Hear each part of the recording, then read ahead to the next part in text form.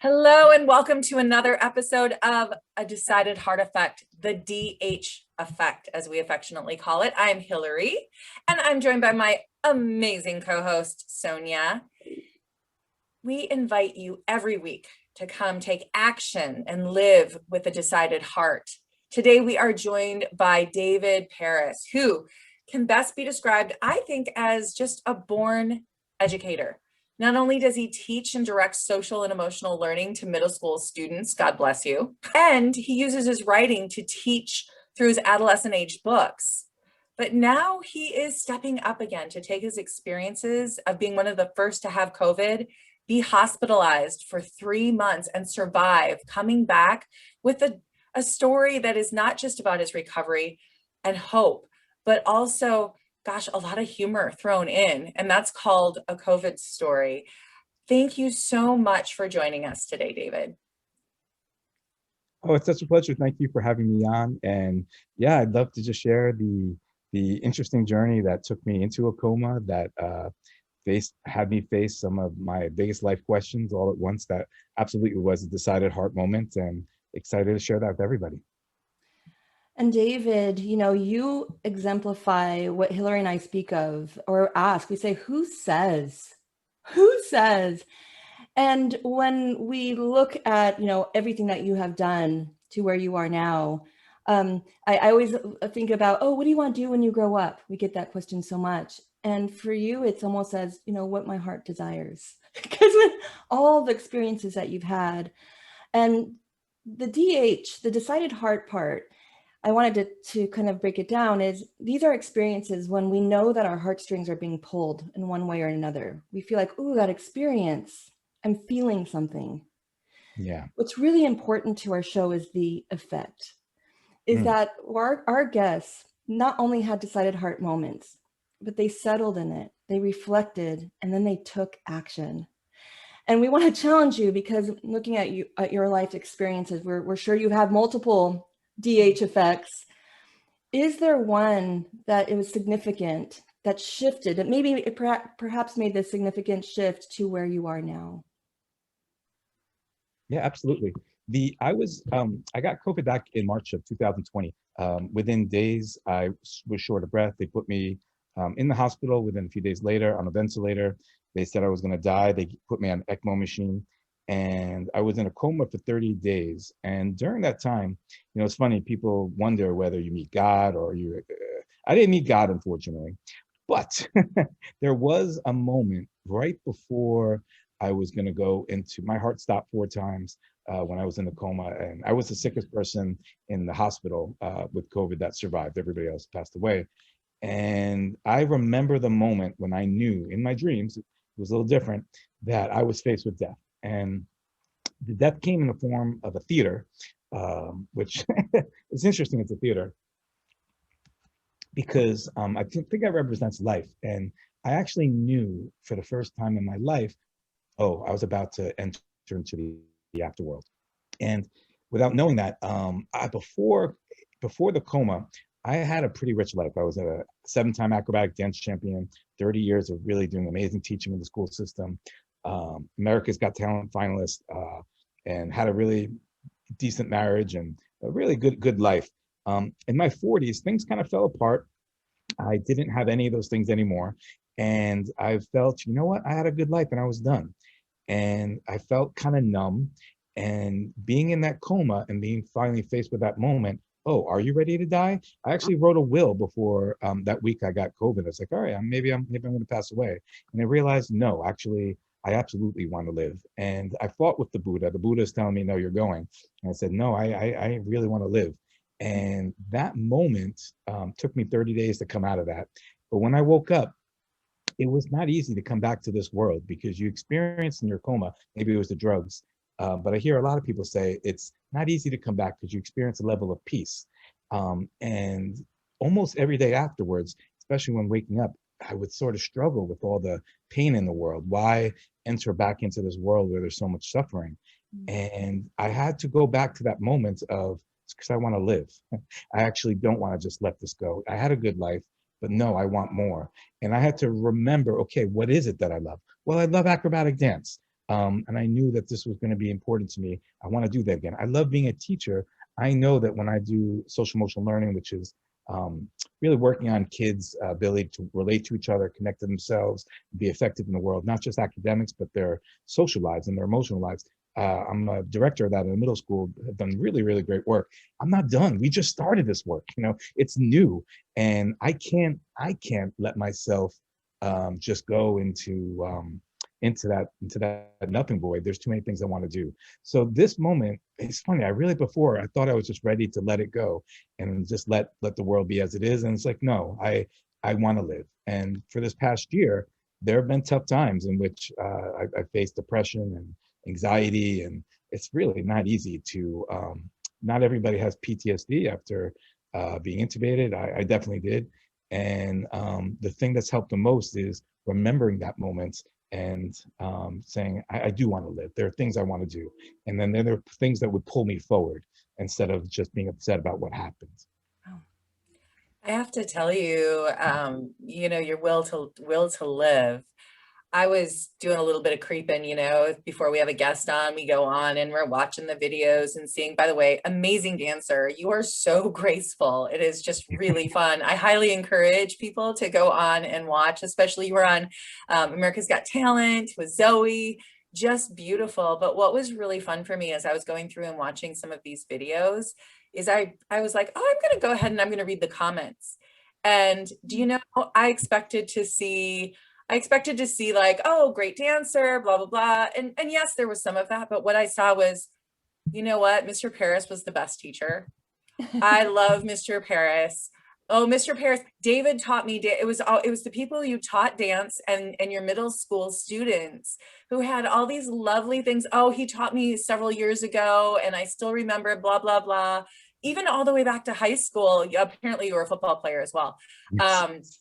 And so it was so fun to read that because I think what's so fascinating, and I would love if you can share, I guess, with our audience, here is this man who has touched so many lives, has influenced so many people, and yet before COVID, you're like, well, I guess I've lived my life.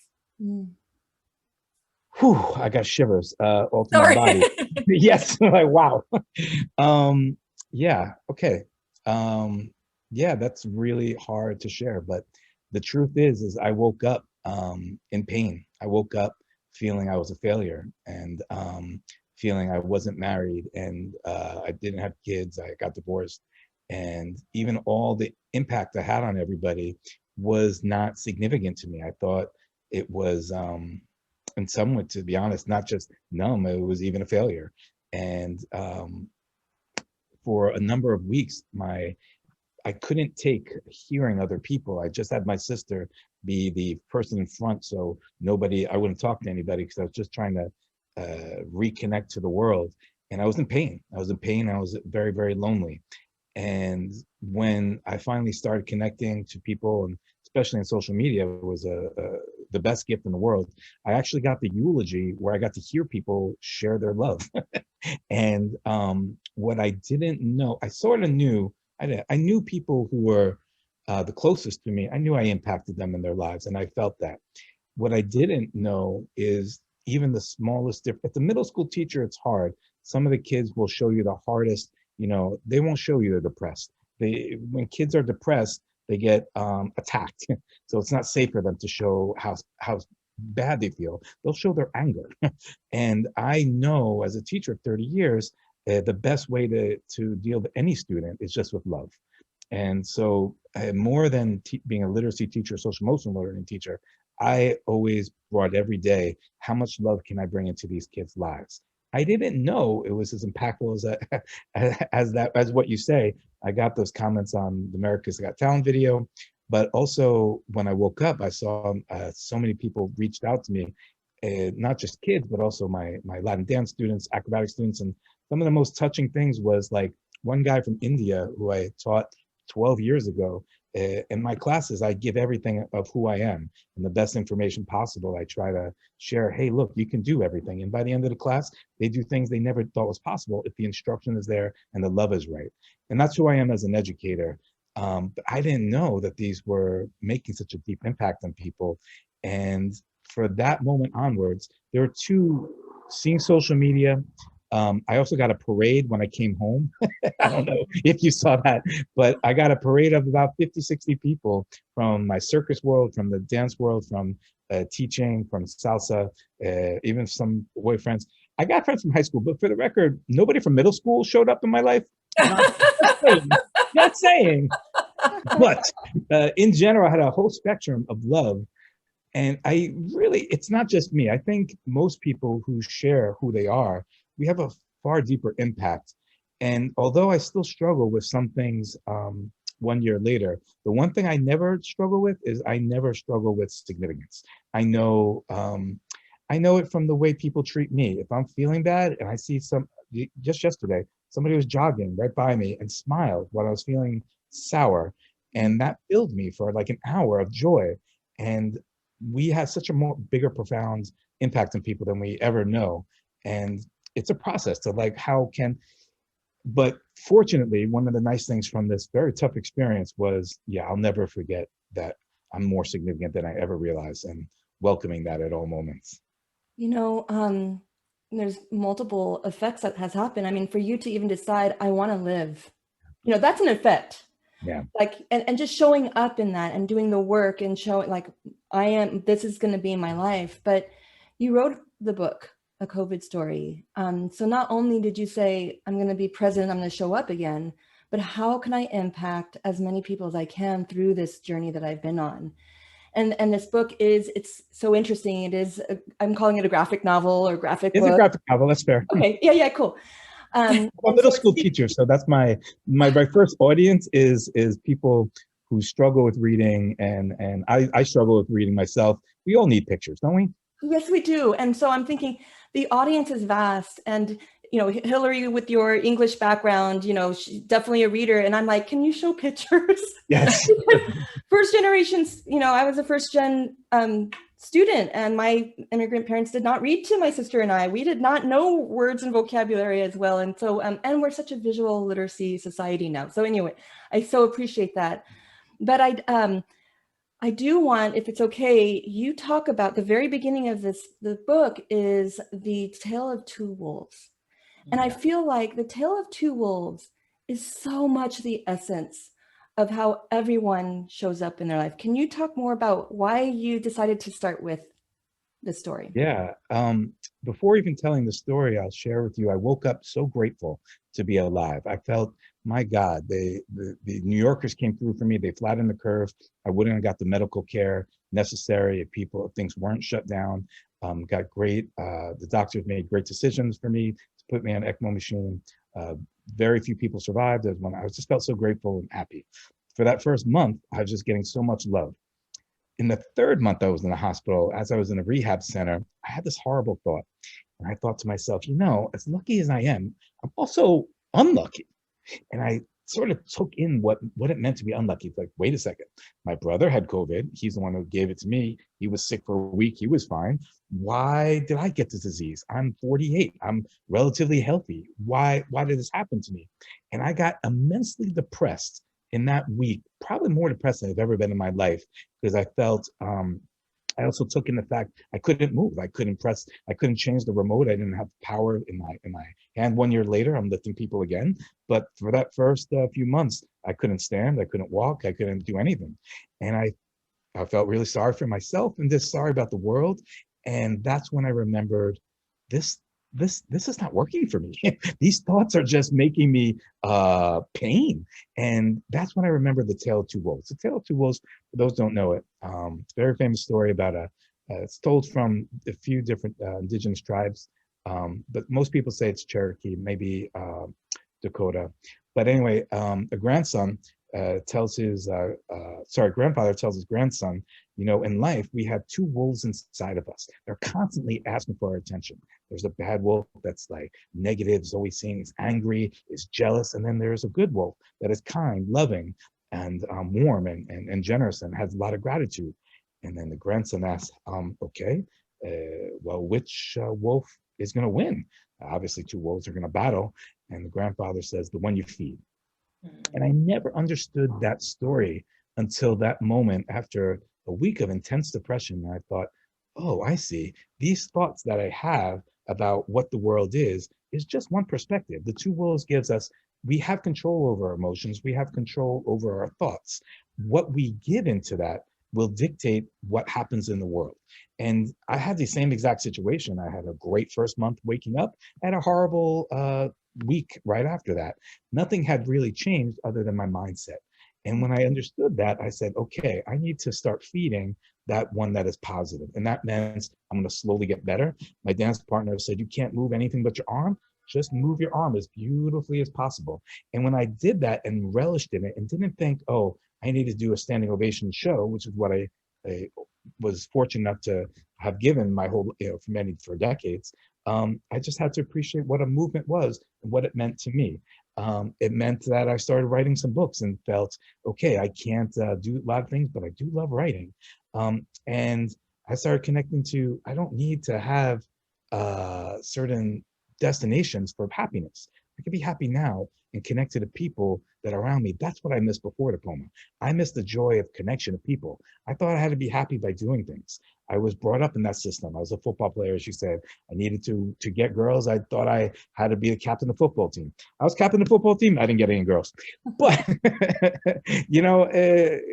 that's it's a metaphor for so many things that I didn't realize that the happiness is in what you bring to it and the wolf that you feed in the moment. If you feed the wolf that you're only going to be happy when you achieve something, you're going to miss out a whole lot of life. And I did. And that was a heart moment for me. The effect of is from this day forward, I said, I'm not going to wait for happiness. I'm going to find whatever happiness is with my roommate, my friends, and just, or even that jogger who just walked it down me. I have this great joy of my dance partner, Zoe, her 1-year-old son. He just tells me every day, it's so great to balance on a little curb and go, wee, like this. I was like, oh my God, I thought I needed a standing ovation to be happy. No, I can be happy just with people. So that for me was, I think that's a long answer. I apologize, but that was the DH effect for me. Sure. No, I love that. That's not, please don't apologize, because I think it's funny in my life coaching business. I use that analogy a lot with my clients, but I call it hope and fear. And it just is, and it's, are you going to feed the fear? Or are you going to feed the hope? And it's when you're waking up in the middle of the night, picturing it. I mean, I want to just put an exclamation point on it, because that is such a valuable tool for our listeners and watchers right now, to literally picture hope and fear and to talk to them. You're not crazy. It's okay. You can do it. Right. And just to say like, okay, fear, I see you. What are you telling me? What do I need to know about you? Is there any of that that's valid? Is there anything I need to do because of that? All right. Thank you. You stay there for a sec, heal. And then you go over and you talk to hope and you're like, you know what? I like where this is going. I'm going to put this lens on. I'm going to look through these eyes. And so now you may go, fear, and I'm going to give you lots of yummy food. Hope.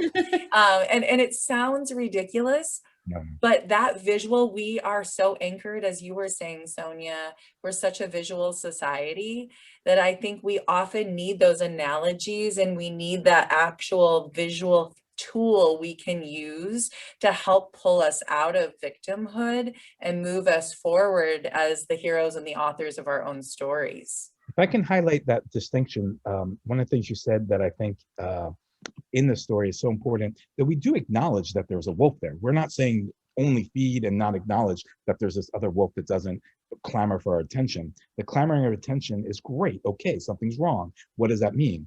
The wolf, we're just not going to keep feeding it, because when you get stuck there, it's not any good. And so I love that clarification of, okay, notice, but then also where you're gonna go with it. I also want to highlight something in your acknowledgments. You have so many people that you are grateful for. I got other people mad that I didn't put them in there. and zip code. And I want to thank, you said the entire state of New York. I mean, really, but I think that's so important for the DH effect as well, is that and this is why Hillary and I together started this, is we can't do this alone. And that connection with humans is it is one of the intuitive things that makes us survive. I want to pick on Sister, because you have an entire paragraph on her. And maybe I'm biased because I'm so close to my sister too, but She's a twin. I'm a twin. So I'm like, oh, sisters. She made incredible decisions and was tirelessly advocating for my life. She was a conduit to a large community, and she deserves a medal for her work in my behalf. And I stick to that because even when we're not, you were in a coma. I mean, you were not existing. You were battling life and death in another time and place. Yeah. And you absolutely needed this community. And I'm going to get all teary, and a leader in that to ensure that you come back. And can you speak a little bit, and maybe perhaps this is the social emotional learning as well with everyone that we work with. Can you speak to that in terms of the community that helped you find the light again back to living? Okay, more shivers. So yeah, my sister, there's so much to say about what she did for me. And, my sister and I were not that close for about 30 years after our teenage years. I always looked up to her, but we really went separate ways, even though we lived really close to each other. She's the one that made the decision that I go to the hospital that saved me. She's the one that was telling us, no, get them off these experimental drugs that don't work, and followed every single day, did hours of research on my behalf to make sure the doctor was making the best decisions possible for me. It was interesting. She was my health proxy. So she was the one to make those decisions for me. And I actually originally signed off that I didn't want to be resuscitated. And she changed that. And I know she saved my life in so many ways. And then she would write daily emails to a community of thousands of people that would update them what was going on, so they felt a part. And I'm pretty sure prayers work. I had thousands of people praying on my behalf. She was a conduit to that, and it wasn't done then. Then when she made, when I did wake up, she was the person who I said, "You're in charge. I can't deal emotionally with anybody. Anybody has to go through you." So she became a shield for me that allowed me to just heal in whatever way I needed to heal. And after that, she would visit me multiple times a week, bringing me things, giving me company. When I got home, she was my nurse to help. I had a stage 4 bed sores, which meant I had the holes of a grapefruit in my butt. She would do the dressing changes for me. And all those things still doesn't compare to just being loved. And when I knew that I was cared for, it helped me experience why I needed to be back in the world. So there are probably 100 or so people that deserve credit for their caretaking. I highlight my sister to give an example of when people, because really there are hundreds of people who reached out to me and were able to give me care. What we do for people who are in crisis, and I was in crisis, you'll make the deepest impact far more than you'll ever know. And when we talk about the COVID, really there's going to be a second wave of COVID, which is the mental health wave that's coming. I know that's not been easy for me, and I've been able to reach out to so many people for help. And if you weren't hit by COVID, but you can help somebody, your impact will be 1,000 times more than you'll ever know. And we are so appreciative. And it doesn't have to be COVID. It could be anybody's debilitated in any way. That love and care is golden. Wow.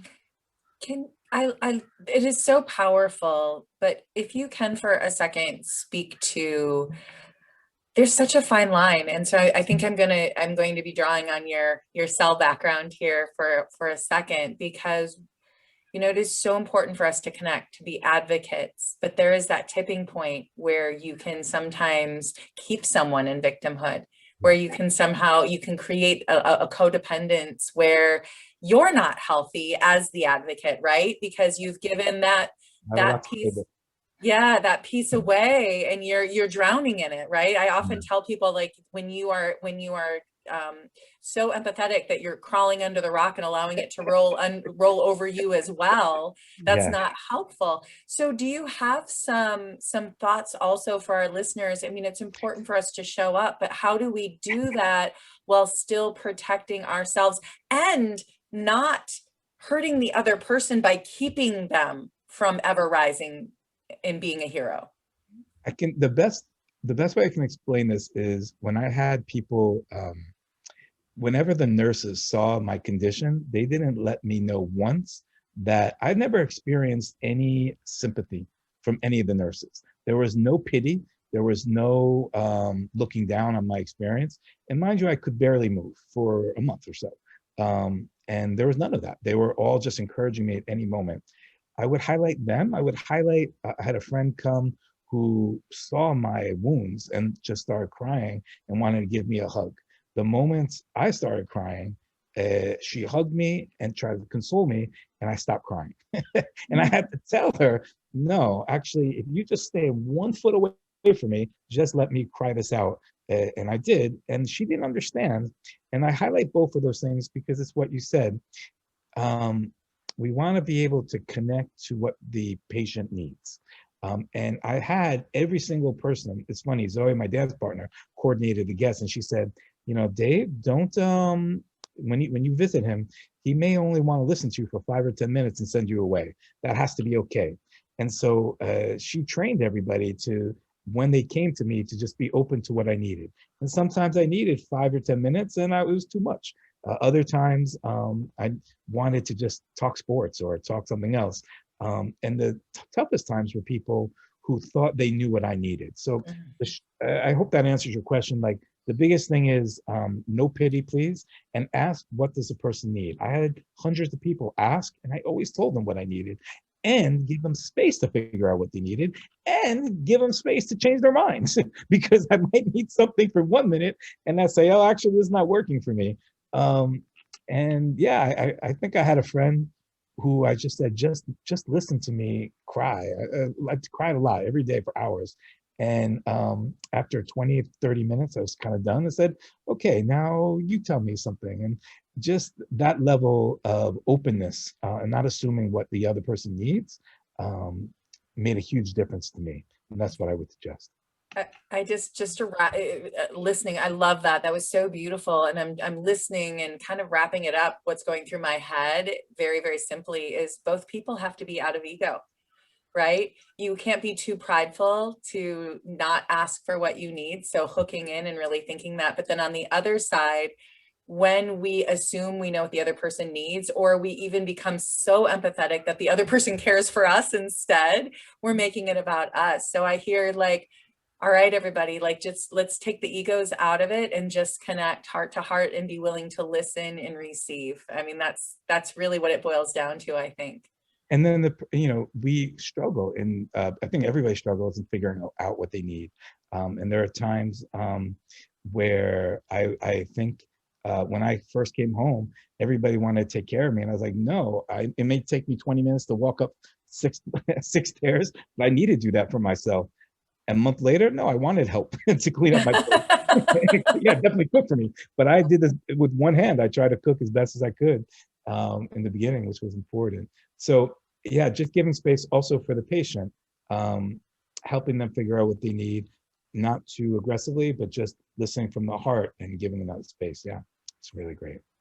Well, I mean, I know these are conversations that is going to continue on, and we have to close the conversation just for now. I don't wanna. I know, Hillary, I know.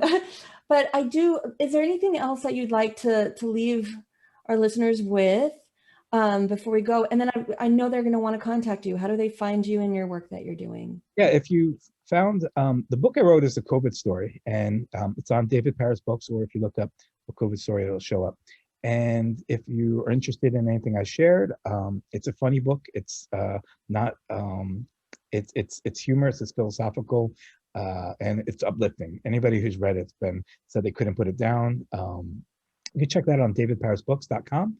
And if you'd like a free digital copy, just email me. It's my pleasure to share with as many people as you like, because I think it's an important story. But I also write these great adolescent stories for kids that are short stories, and have them think about their lives. I'm a social emotional learning director, and so all the stories are, again, they're going to be funny first and have a lesson behind it at the end.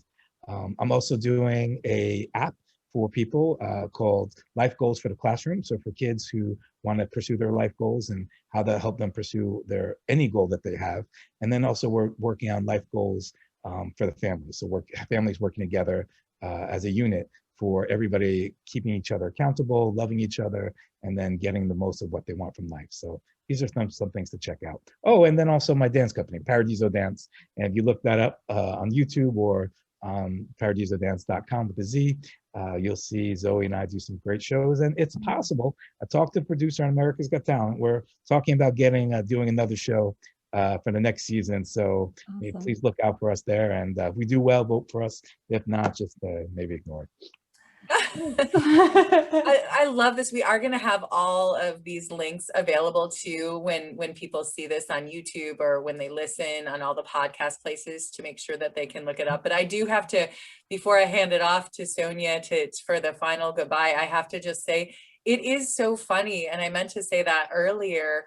I love that, because the way we are as humans, it can't just be that when we're learning the heavy things, like we can't just sit there. I love how you're able to also bring in fun and bring in, I mean, as I was reading it, I got the giggles a couple times, and here you are like reflecting on your coma and I'm laughing.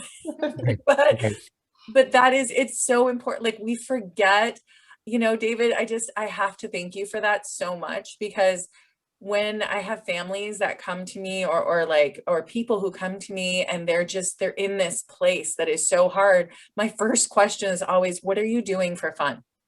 Great. And you know what the answer always is? They don't know, right? Oh, yeah. Wait, what? So thank you for these powerful messages, but with fun. Sure. That's right. Sure. All right, everyone. All right, I do have to, I can start a whole new conversation, and we tend to do that, Hillary, but one of the things that I'd like to leave our viewers and listeners with is say hi to the two wolves. Acknowledge that they're there, and then choose which one you will feed. We hope you feed the one that's the positive one, but you choose. And then as you're choosing, recognize how much of your ego is in it. And how are you showing up for yourself? How are you showing up for others? And please smile. Smile, because that's so impacting, David. That one jogger who smiled gave you joy for a whole hour. An hour, yeah. And we are so much, the energy that we put out in the world is the energy that exists. And so if we just smile with one another as we're passing by, what an impact we'll make. So I want to make a challenge that I want everyone today who's listening or watching, smile to a stranger. Put joy in the world for 1 hour. So everyone, we do hope that you also enjoyed this conversation with David Paris. Thank you so much for joining us. What an amazing human being you are, and the incredible work that you're doing. To our viewers and listeners, please subscribe. All right, we have amazing guests like David Paris that you can return over and over again. You can find him. We'll have all the links. Subscribe to our YouTube channel. Follow us in all the podcast platforms that you listen to. Thank you, everybody. Thank you.